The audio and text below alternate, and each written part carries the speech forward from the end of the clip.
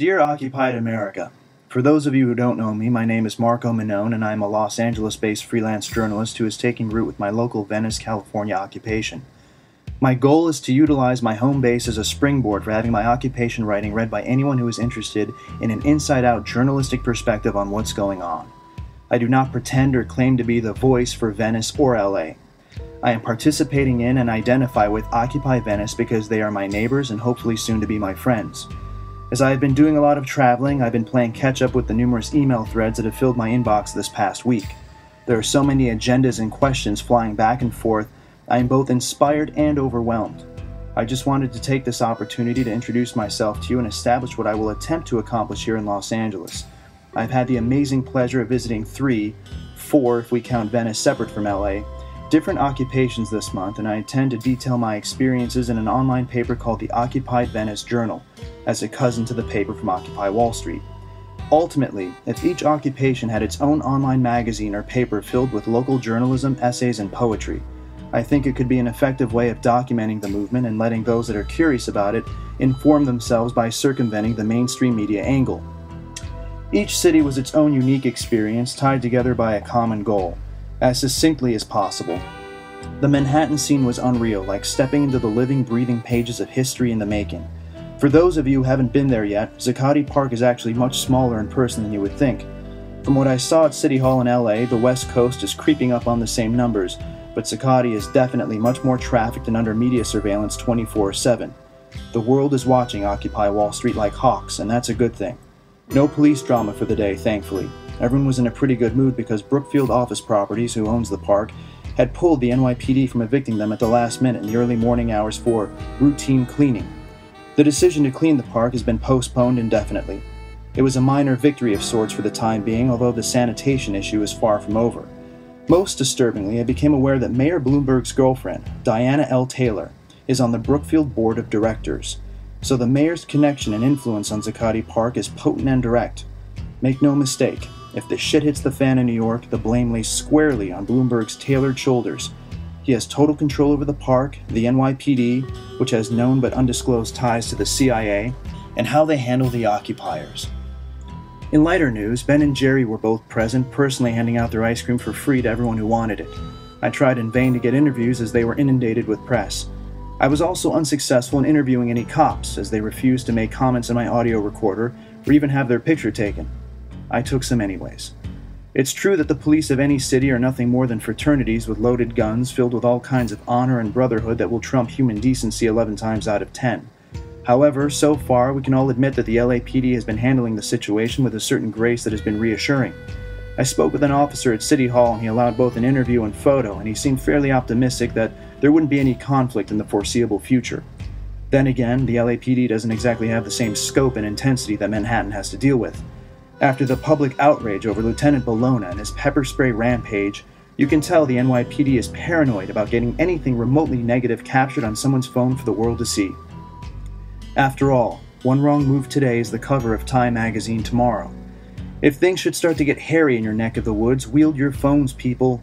In the new revolution, the smartphone is truly mightier than the sword. One distinct advantage we have over protesters from the 60s is each and every one of us is a virtual multimedia machine.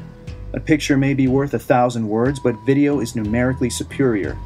For once, Big Brother is being watched by Little Brother. Oh yes, it works both ways.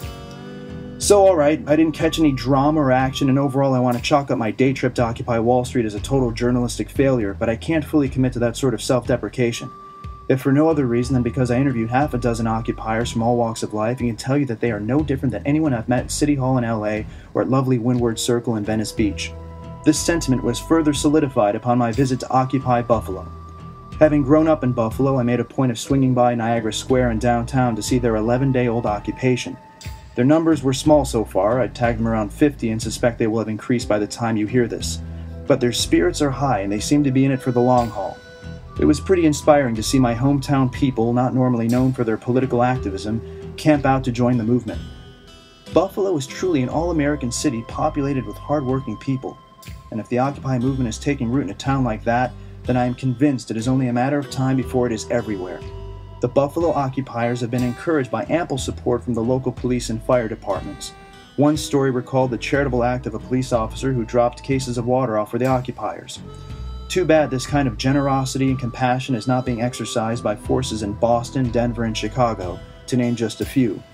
Of course, endurance will be put to the test for these East Coast occupations once winter sets in, and dare I predict that as people seek shelter from hypothermia and frostbite, that it will be up to us West Coasters to keep the ball in the air until spring. Time will tell. My point being, we are all truly in this together, whatever it ends up meaning in the history books. There is a universal solidarity that is alive and well at this specific moment in our history, and this gust of energy only blows in, if we're lucky, once in a generation. I come away from Zuccotti Park and Niagara Square with many thoughts and questions, which I will eventually include in our Occupy Venice journal.